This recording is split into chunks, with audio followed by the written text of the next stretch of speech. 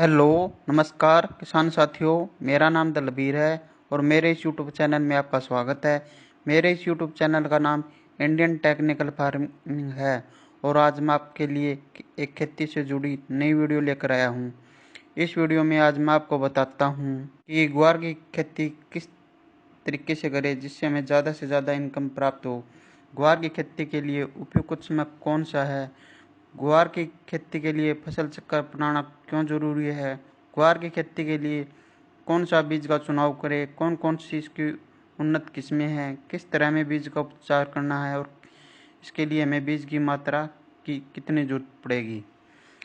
इसकी खेती सिंचित तथा असिंचित क्षेत्रों में की जाती है। ग्वार की खेती के लिए जल प्रबंधन का होना बहुत जरूरी है और इसमें कीट प्रबंधन व रोग प्रबंधन भी बहुत ज़रूरी है। इसके बाद हम इसकी कटाई व कटाई करते हैं।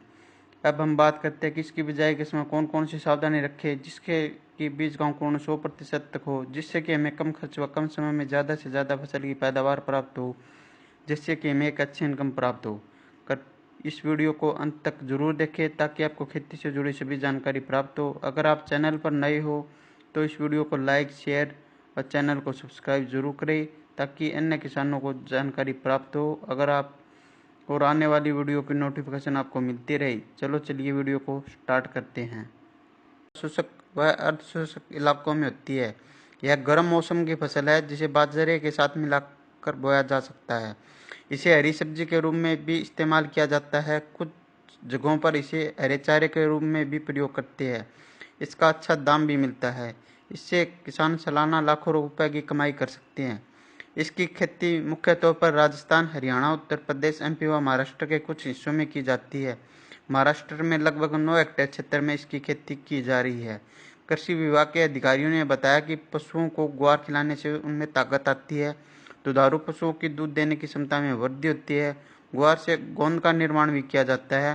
ग्वार गम का उपयोग अनेक उत्पादों में होता है। ग्वार फली से स्वादिष्ट सब्जी बनाई जाती है। इसका इस्तेमाल दाल तथा सूप बनाने में भी किया जाता है। ग्रामीण क्षेत्रों में यह एक काफ़ी लोकप्रिय फसल है। ग्वार की खेती करते समय हमें कुछ सावधानियां रखनी चाहिए। नंबर 1, ग्वार की खेती के लिए उपयुक्त समय। नंबर 2, खेत का चुनाव। नंबर 3, मिट्टी की जांच। नंबर 4, पानी की जांच। नंबर 5, ग्वार की खेती के लिए भूमि। नंबर 6, ग्वार की खेती के लिए जलवायु। नंबर 7, खेत की तैयारी। नंबर 8, फसल पद्धति या फसल चक्कर। नंबर 9, बीज का चुनाव, बीज की उन्नत किस्में, बीज का उपचार, बीज की मात्रा। नंबर 10, बिजाई या फसल की बुआई। नंबर 11, फसल की बुआई तथा असिंचित क्षेत्रों में।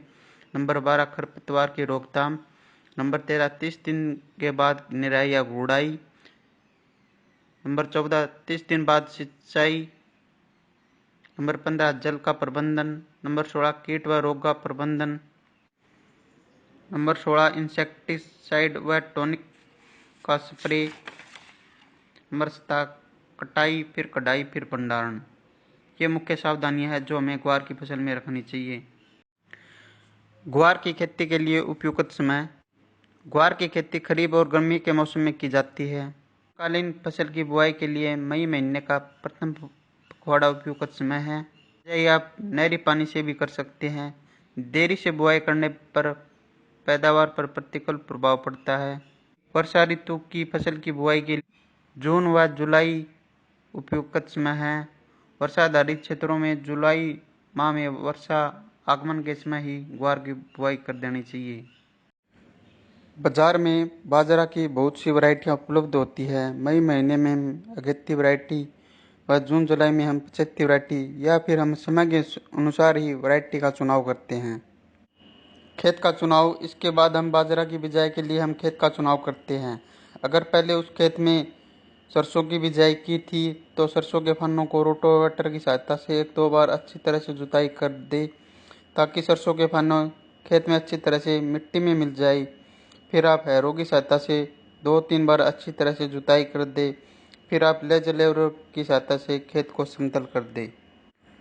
अगर खेत पिरानी है तो आप रोटावेटर की सहायता से 2-3 बार जुताई कर दे। फिर आप हैरों की सहायता से उसकी 1-2 बार अच्छी तरह से जुताई कर दे या फिर आप कल्टीवेटर की सहायता से एक गहरी जुताई कर दे। अगर खेत नहरी है तो उस खेत को लेजर लेवलर की सहायता से समतल कर दे ताकि खेत की सिंचाई अच्छी तरीके से हो जाए।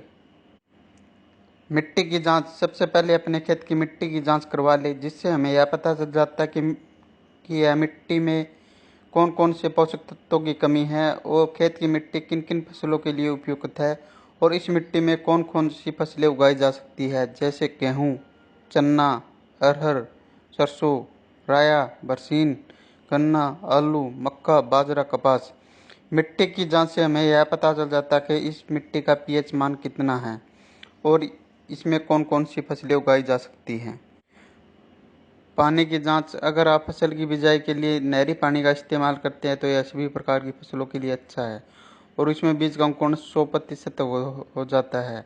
अगर आप ट्यूबवेल के पानी से फसलों की बिजाई करते हैं तो आप सबसे पहले ट्यूबवेल के पानी की जांच करवा लें। अगर ट्यूबवेल का पानी पीने में मीठा है तो इसमें पानी का पीपीएम ज़्यादा हो सकता है और बीज अंकुरण के समय यह एक समस्या बन जाता है। अगर पानी का पीपीएम 1000 से कम है तो यह सभी प्रकार की फसलों के लिए अच्छा है और इसमें बीज का अंकुरण 100% हो जाता है। अगर पानी का पीपीएम 1000 से ज़्यादा है तो इसमें बीज का अंकुरण सही तरीके से नहीं हो पाता है, इसलिए पानी की जांच करवाना बहुत ज़रूरी है। ग्वार की फसल में हमें ट्यूबवेल के पानी का इस्तेमाल नहीं करना चाहिए क्योंकि इससे ग्वार की फसल अच्छी नहीं होती है। अगर सिंचाई के लिए जरूरत पड़े तो हमें नहरी पानी का ही इस्तेमाल करना चाहिए। खेत की तैयारी व गोबर की खाद। अगर आप खेत में गोबर की खाद का इस्तेमाल करते हैं तो 8 से 10 टोली 1 एकड़ के लिए पर्याप्त रहती है। गोबर की खाद जमीन में अच्छी तरह बिखेरकर जमीन को समतल कर देना चाहिए। ग्वार की खेती के लिए भूमि। ग्वार की खेती के लिए उचित जल निकास वाली दोमट व बलुई दोमट मिट्टी सर्वोत्तम रहती है। यह फसल सिंचित व असिंचित दोनों क्षेत्रों में सफलतापूर्वक उगाई जा सकती है। हल्की क्षारीय व लवणीय भूमि जिसका पीएच मान 7.5 से 8.5 तक हो, वहीं पर ग्वार की खेती आसानी से की जा सकती है। ग्वार के लिए एक जुताई मिट्टी पलटने वाले हल या डिस्क हैरो से क्रॉस जुताई कर पट्टा लगा देना चाहिए। इसके उपरांत एक कल्टीवेटर से जुताई पर्याप्त रहता है जिसमें मृदा नमी संरक्षित रहे। जुलाई जून के द्वितीय पखवाड़े में ही करनी चाहिए। इस प्रकार तैयार खेत में खरपतवार कम पनपते हैं। ग्वार फसल के लिए जलवायु। ग्वार एक सूखा सहन करने वाली व गर्म जलवायु की फसल है। यह उन क्षेत्रों में आसानी से उगाया जा सकती है जहाँ पर औसत वार्षिक वर्षा 30 से 40 सेंटीमीटर तक होती हो। बीजों के अंकुरण व जड़ों के विकास के लिए 25 से 300 सेंटीमीटर के नीचे तापमान उपयुक्त होता है। ग्वार एक प्रकाश संवेदनशील फसल है, अतः इस फसल में फूल व फलियों का निर्माण केवल खरीफ के मौसम में ही होता है।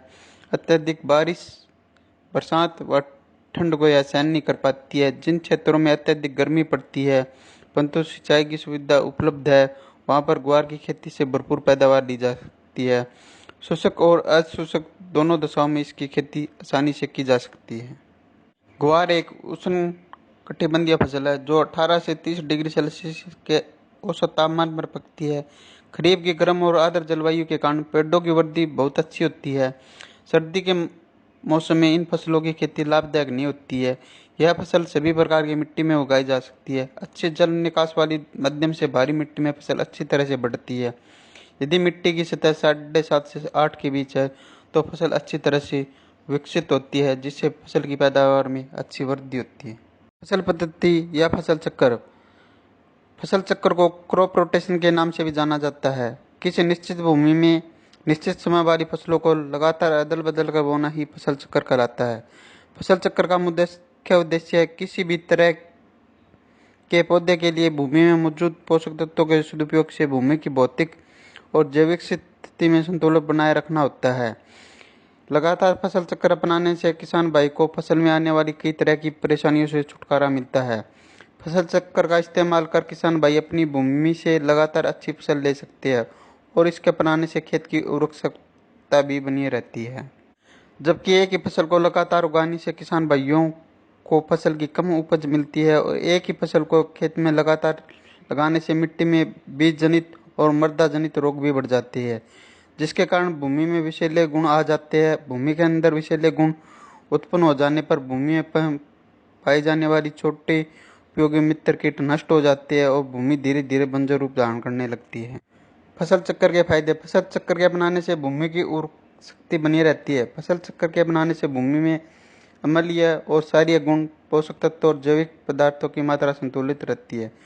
फसल चक्कर के अपनाने से फसल में कई तरह के कीट और बीज जनित रोग नहीं लगते हैं। इसके अपनाने से फसलों में पैदावार अधिक मात्रा में प्राप्त होती है, जिसकी गुणवत्ता भी अच्छी पाई जाती है। भूमि में फसल चक्कर अपनाने से रासायनिक उर्वरक कम मात्रा में इस्तेमाल किए जाते हैं, जिससे मिट्टी दूषित होने से बचती है। फसल चक्कर अपनाने से फसलों में रोग भी काफ़ी कम ही देखने को मिलते हैं, जिसकी वजह से किसान भाइयों द्वारा रासायनिक दवाओं पर किया जाने वाला खर्च भी कम हो जाता है। फसल चक्कर के दौरान फली वाली फसलों के बोने पर खेत में नाइट्रोजन की पूर्ति बनी रहती है। फसल चक्कर अपनाने से खेत में खरपतवार में कमी देखने को मिलती है, क्योंकि फसल चक्कर के दौरान अधिक गुड़ाई वाले फसलों को बोने पर खेत में खरपतवार नष्ट हो जाते हैं। अधिक पोषक तत्व ग्रहण करने वाली फसलों की खेती के बाद खेत को एक बार खाली छोड़ देना चाहिए। किसी भी विशेष रोग के लगने पर उस फसल को लगातार खेत में नहीं उगाना चाहिए। जिन फसलों की जड़ें अधिक गहराई में जाती है, उन फसलों के बाद जिन फसलों की जड़ें कम गहराई में जाती है, उन्हें उगाना चाहिए। अनाज फसलों को उगाने के बाद 2 से 3 साल में एक बार दलहनी फसल को जरूर उगाना चाहिए। अधिक गुड़ाई वाली फसलों के बाद कम गुड़ाई की जरूरत वाली फसलों को उगाना चाहिए। अधिक सिंचाई वाली धान जैसी फसलों के बाद कम सिंचाई वाली जरूरत की फसलों को उगाना चाहिए। अधिक उर्वरक लेने वाली फसलों के बाद जिन फसलों की उर्वरक की काफ़ी कम आवश्यकता होती है, उन्हें उगाना चाहिए। इस प्रकार हमें फसल चक्कर अपनाना चाहिए।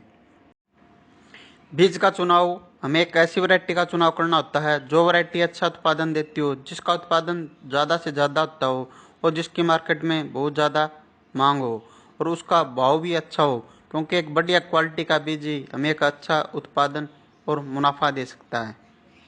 बीज की उन्नत किस्में। ग्वार की उन्नत किस्में। बाजार में ग्वार की कई उन्नत किस्में देखने को मिल जाती है, जिन्हें चारे, दाने और हरी फलियों के आधार पर 3 भागों में बांटा गया है। उन्नत किस्में इस प्रकार है।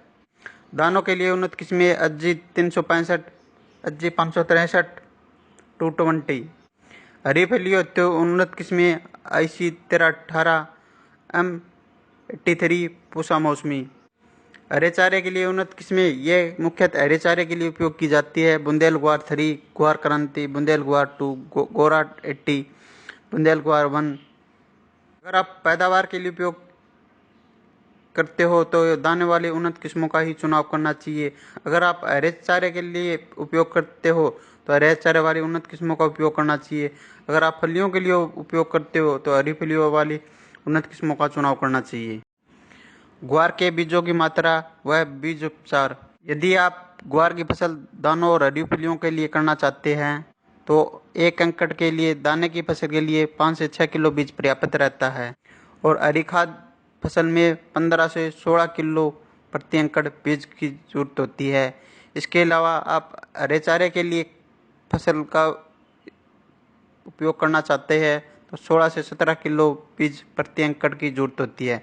इन बीजों को खेत में लगाने से पहले उन्हें कैप्टन या बायोस्टिन की उचित मात्रा में उपचारित कर लिए, ताकि बीजों को आरंभ में फफूंद या फंगस जैसे रोग न लगे। पौधे में जड़ों की अधिक मात्रा में गांठ पैदा करने के लिए जीवाणु रोधक राइजोबियम उर्वरक से उपचारित कर लेना चाहिए।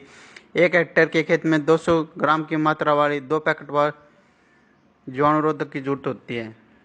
सबसे पहले हम FIR यानी सबसे पहले हम फंगिसाइड से बीज को उपचारित करते हैं, फिर इंसेक्टिसाइड से बीज को उपचारित करते हैं, फिर राइजोबियम कल्चर से हम उपचारित करते हैं। फंगिसाइड को उपचार करने का मुख्य उद्देश्य फंगस की बीमारियों की रोकथाम के लिए किया जाता है और इंसेक्टिसाइड दवाओं से उपचारित करने का मुख्य उद्देश्य दीमक जैसी रोकथाम के लिए किया जाता है और राइजोबियम कल्चर का उपयोग खेत में जीवाणुओं की संख्या बढ़ाने के लिए उपयोग किया जाता है, जिससे खेत में जीवाणुओं की संख्या बढ़ जाए, जिससे कि एक अच्छी फसल प्राप्त हो। ग्वार फसल में खाद एवं उर्वरक। ग्वार दलहनी फसल होने के कारण नाइट्रोजन की कुछ आपूर्ति वातावरण की नाइट्रोजन को जड़ों में उपस्थित गांठ द्वारा एकत्रित की ली जाती है, लेकिन फसल की प्रारंभिक अवस्था में पोषक तत्वों की पूर्ति के लिए 20 किलो नाइट्रोजन व 40 किलो फास्फोरस प्रति हेक्टेयर पर्याप्त रहता है। संपूर्ण नाइट्रोजन व फास्फोरस की मात्रा बुआई के समय खेत में डाल देनी चाहिए। इसके अतिरिक्त ग्वार की बिजाई को बुआई से पहले राइजोबियम कल्चर की 600 ग्राम मात्रा को 1 लीटर पानी व 250 ग्राम गुड़ के घोल में 15 किलोग्राम बीज को उपचारित कर छाया में सुखाकर बोना लाभदायक रहता है।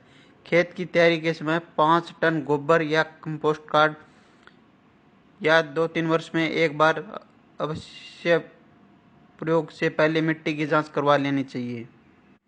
ग्वार की बुआई की विधि। अधिक पैदावार के लिए ग्वार की बुआई हमेशा पंक्तियों में करें। बुआई हल्के कुंडों में अथवा सीड ड्रिल की सहायता से करें। कुंडों में पौधों की जड़ों के पास वर्षा जल से भी अधिक संग्रहित होता है, जिससे पैदावार अधिक मिलती है और फसल की देखभाल करने में भी आसानी रहती है। ग्वार की बुआई पंक्ति से पंक्ति की दूरी 45 से 50 सेंटीमीटर तथा पौधे से पौधे की दूरी 10 से 15 सेंटीमीटर करनी चाहिए। गहराई 4 से 5 सेंटीमीटर पर करनी चाहिए। बुआई के समय भूमि में पर्याप्त मात्रा में नमी होनी चाहिए, जिससे बीज का जमाव शीघ्र व पर्याप्त मात्रा में हो सके। अगर आपने नहरी क्षेत्र में बिजाई की है तो आप इसकी मेड बना दें। फिर आप इसमें खरपतवार नियंत्रण के लिए पेंडामेलिथियान 30% EC का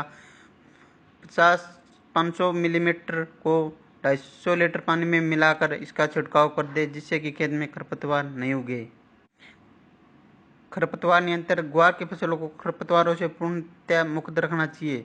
सामान्यतः फसल बुआई के 15 से 20 दिन बाद कई तरह के खरपतवार निकल जाते हैं, जिसमें जंगली जूट, जंगली चरी व दूब घास प्रमुख है। ग्वार की फसल में समय समय पर निराई गुड़ाई करके खरपतवारों को निकालता रहना चाहिए। इससे पौधे की जड़ों का विकास भी अच्छा होता है और जड़ों में वायु संचार भी बढ़ता है। दाने वाली फसल में बैसालीन 1 किलो प्रति हेक्टेयर की दर से खेत में बुआई से पूर्व मृदा की ऊपरी 8 से 10 सेंटीमीटर सतह पर छिड़काव कर खरपतवारों पर नियंत्रण पाया जा सकता है। खरपतवारों के नियंत्रण हेतु फसलों की बुआई के 2 दिन पश्चात पेंडामेलिथियान 30% EC का भी छिड़काव कर सकते हैं। बिजाई के 30 दिन बाद खेत में खरपतवार उग जाते हैं। जिस खरपतवार उगने के बाद हमें उसकी निराई या गुड़ाई हाथ से ही कर देनी चाहिए। निराई व गुड़ाई करने के बाद अगर खेत की सिंचाई करनी है तो 30 दिन बाद हम खेत की सिंचाई कर सकते हैं। जल प्रबंधन। अगर खेत में पानी का भराव ज़्यादा हो सकता है तो हमें उसका जल निकासी का प्रबंध करना चाहिए, क्योंकि ग्वार की फसलों में ज़्यादा पानी की जरूरत नहीं होती है। ग्वार की फसल में कीट व रोग प्रबंधन। दीमक। फसल के पौधों की जड़ों को खाकर ये नुकसान पहुंचाती है। बुआई से पहले अंतिम जुताई के समय खेत में क्लोरोफोस 1.5% या क्लोरीफास पाउडर 20 से 25 किलो प्रति हेक्टेयर की दर से भूमि में मिलानी चाहिए। बोने के समय बीज को क्लोरीफायरिस कीटनाशक की 2 मिलीलीटर मात्रा से प्रति किलोग्राम बीज की दर से उपचार कर बोना चाहिए। नंबर 2, कातरा। इस कीट की लट प्रारंभिक अवस्था में फसल के पौधों को खाकर नुकसान पहुंचाती है। इसके नियंत्रण के लिए खेत के आसपास सफाई रहनी चाहिए तथा खेत में प्रकोप होने पर मिथाइल पैराथियोन या क्विनोलोफास 1.5% चूर्ण की 20 से 25 किलोग्राम मात्रा प्रति हेक्टेयर की दर से बुरकनी चाहिए। मोइला। यह कीट पौधे के कोमल भागों का रस चूसकर फसलों को हानि पहुंचाते हैं। इसके नियंत्रण हेतु मोनोक्रोटोफास आधा लीटर मात्रा को 500 लीटर पानी के घोल में मिलाकर छिड़काव कर देना चाहिए। सफेद मक्खी एवं एरातिल्ला। इन कीटों के नियंत्रण के लिए ट्राइजोफोस या मेलाथियान की 1 लीटर मात्रा को पानी में घोल बनाकर प्रति हेक्टेयर की दर से छिड़काव करना चाहिए। Bacterial blight. यह ग्वार की बहुत हानिकारक बीमारी है। इस बीमारी के ऊपर गोल आकार के धब्बे बनते हैं। इस बीमारी के नियंत्रण हेतु रोगरोधी किस्मों का उगाना चाहिए। बीज को 2 ग्राम स्ट्रेप्टोसाइक्लिन से प्रति किलो बीज की दर से उपचारित कर बोना चाहिए। छाछिया। इस रोग के कारण पौधे के ऊपर सफेद रंग के पाउडर का आवरण बन जाता है। इस रोग के नियंत्रण हेतु 25 किलोग्राम गंधक चूर्ण या 1 लीटर कैराथीन को 50 लीटर पानी में घोल बनाकर प्रति हेक्टेयर की दर से बुरकाव करना चाहिए।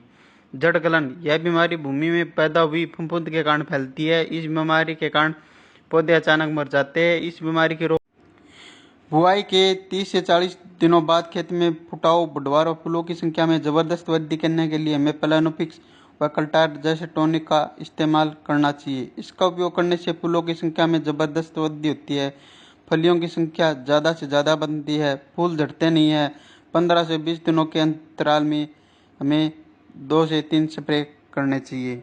चिप्पा व एरातिल्ला की रोकथाम के लिए हम क्रोटोफास या इमिडाक्लोप्रिड या टाटा का असाटाप जैसी दवाइयों का छिड़काव करना चाहिए। अन्य कीट व रोग की रोकथाम के लिए आप अपने नज़दीकी डॉक्टर से भी संपर्क कर सकते हैं। इसके बाद जैसे ही पैदावार या फसल की कटाई शुरू हो, इसके बाद हमें इस फसल की कटाई कर लेनी चाहिए। इसके बाद हम इसकी धूप में सुखा लेना चाहिए। इसके बाद हमें इसकी कटाई कर लेनी चाहिए। कटाई करने के बाद हमें इस फसल का भंडारण कर देना चाहिए। अगर आपको ये मेरी वीडियो पसंद आए तो इस वीडियो को ज़्यादा से ज़्यादा like, share, Indian technical farming को